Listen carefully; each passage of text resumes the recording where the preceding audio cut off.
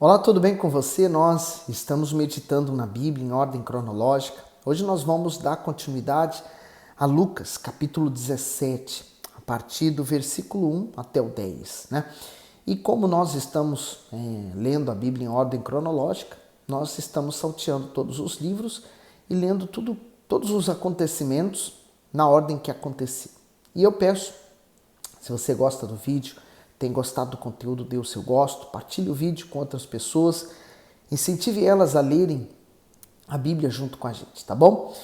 Meu Deus e Pai, em nome do Senhor Jesus, eu peço que o Senhor dirija-nos e nos dê ouvidos para ouvir a Tua palavra, porque não basta apenas ouvirmos, é necessário que pratiquemos o que nós estamos lendo.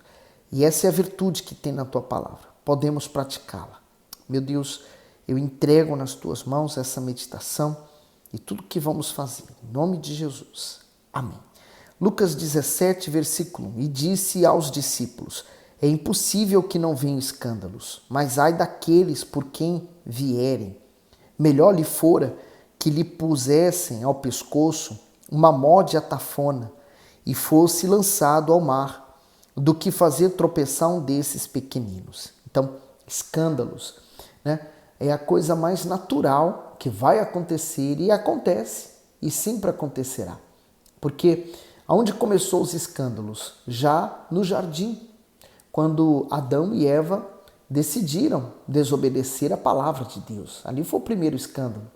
O segundo grande escândalo foi quando Caim matou Abel. O próprio irmão, por inveja, matou o outro. Então, se você for olhar, a Bíblia não esconde os escândalos, né?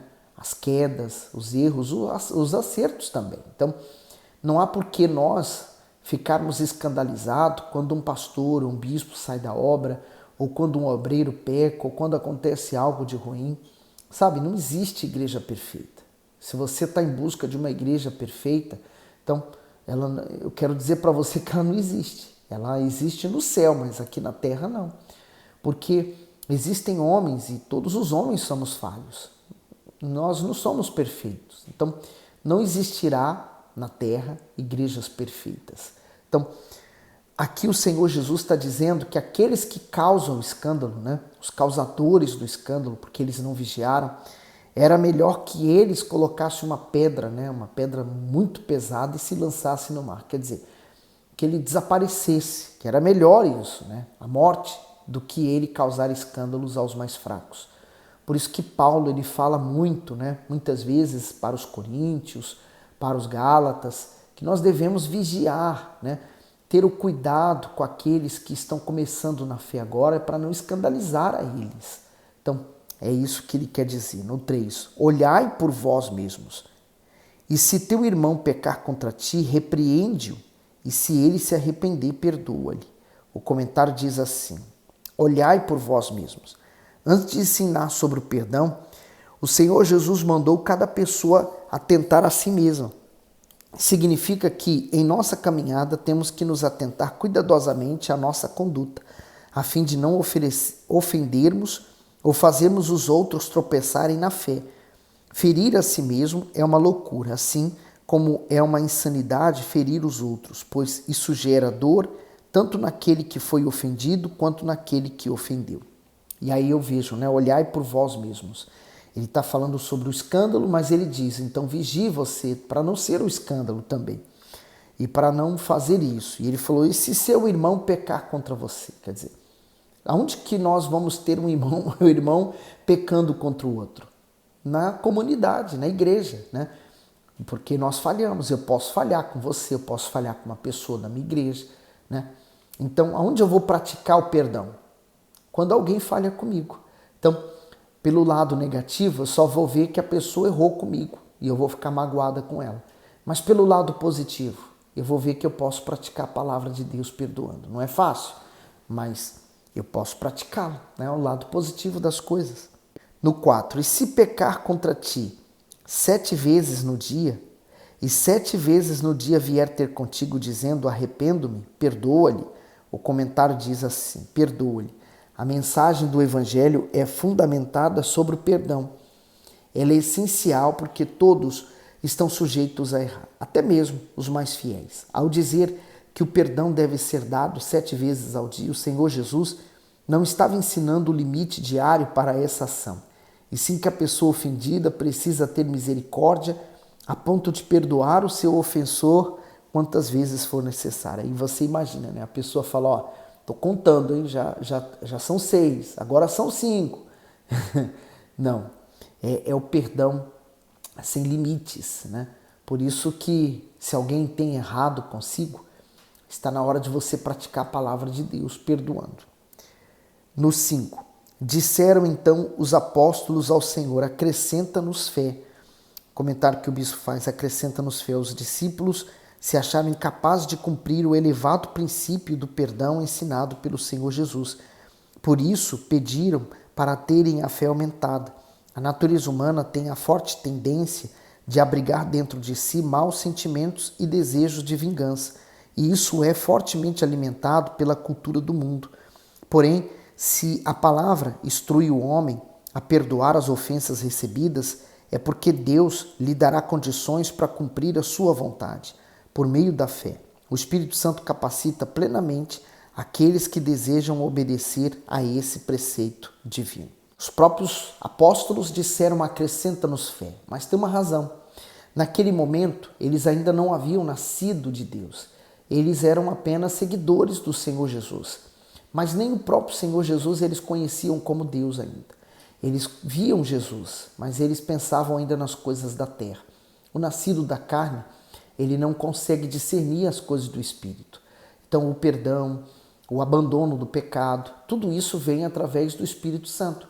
E até aqui o Espírito Santo não havia sido enviado ainda. Então, depois do Pentecostes, né, da descida do Espírito Santo, esses mesmos apóstolos se tornaram outros, uma transformação completa na vida deles. Então, assim, é você que está buscando, por exemplo, perdoar alguém, abandonar o pecado, viver uma vida justa. Saiba que isso não vem da nossa carne, nós não temos condições de obedecer a Deus, mas é a ação do Espírito Santo, é o poder do Espírito Santo em nós. Ele diz no 6, e disse o Senhor, se tivesseis fé como um grão de mostarda, direis a esta amoreira, desarraigai-te daqui e planta-te no mar, e ela vos obedeceria. E qual de vós terá um servo lavrando ou apacentando a quem, vindo ele do campo, logo dirá, chega, assenta-te à mesa. E não lhe diga antes, prepara a minha ceia, e cinge-te, e serve-me, até que tenha comido e bebido, e depois comerás e beberás tu. Porventura dá graças ao tal servo, porque fez o que lhe foi mandado? Creio que não. Comentário que o bispo faz do 7 a 9, servo com a finalidade de ensinar a humildade, a obediência desinteresseira aos seus discípulos. O Senhor Jesus lhe contou uma parábola, uma nova parábola. Nela, ele apresenta um servo que, mesmo tendo cumprido todo o seu serviço com esforço, não devia esperar gratificação. Por isso, Deus conhece o coração humano e sabe de suas fraquezas, principalmente o desejo por reconhecimento pelos seus atos. Por isso, o Senhor coloca ordem no serviço espiritual, a fim de que ninguém ande ansioso para ser recompensado por suas boas obras. Devemos nos atentar em servir ao Salvador com todas as nossas forças, não para termos mérito, muito menos para recebermos a sua retribuição, mas por fidelidade e amor a Ele. Tudo o que Deus nos concede é um favor imerecido. Em outras palavras, somos honrados por causa da sua bondade e do seu prazer, e não porque merecemos algo dele.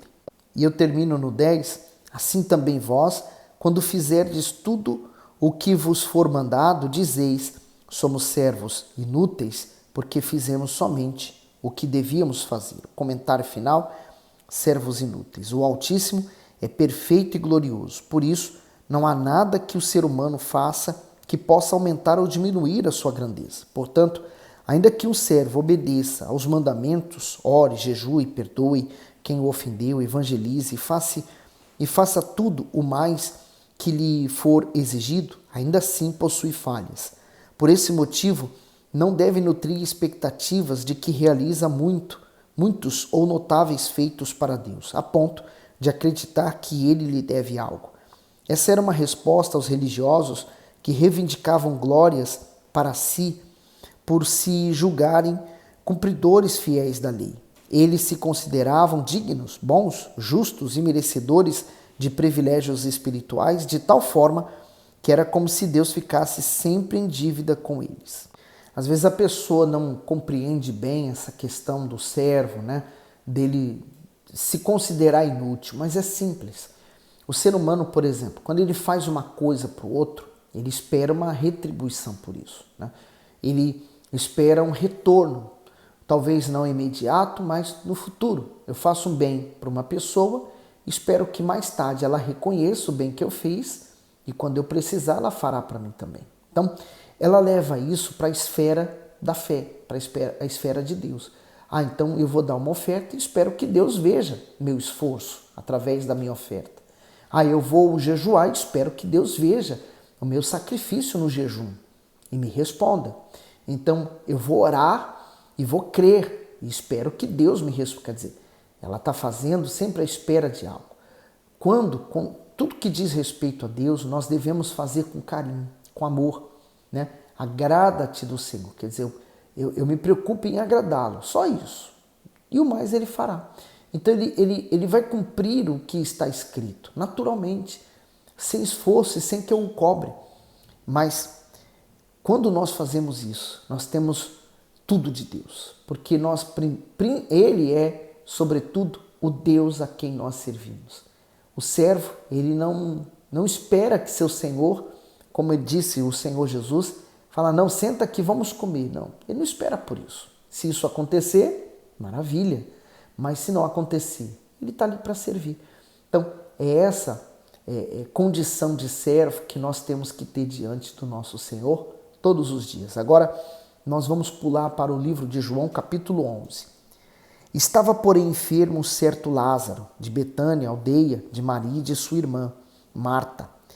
E Maria era aquela que tinha ungido o Senhor com unguento e lhe tinha enxugado os pés com os seus cabelos, cujo irmão Lázaro estava enfermo. Então, a casa de Marta e Maria, em que o Senhor Jesus visitava constantemente. Lembra que na visita que o Senhor Jesus fez, Marta ficou indignada porque Maria sentou para ouvir a palavra de Deus.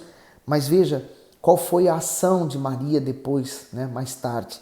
Ela pegou aquele unguento, né, como se fosse um vaso de perfume que ela reservava normalmente para o dia do casamento, e era valioso, e ela derramou os pés do Senhor Jesus e enxugava com seus cabelos. Quer dizer, uma atitude digna, uma atitude bonita, né? Quer dizer, era uma pessoa de fé. E aí, Lázaro, a quem Jesus também amava, ele estava enfermo. No 3, mandaram-lhe, pois, suas irmãs dizer, Senhor, eis que está enfermo aquele que tu amas. O comentário diz assim, Lázaro enfrentava uma enfermidade grave, embora fosse fiel, amado e amigo do Senhor Jesus. Isso mostra que, apesar das suas qualidades e da sua amizade com o Mestre, ele e a sua família não deixaram de enfrentar aflições.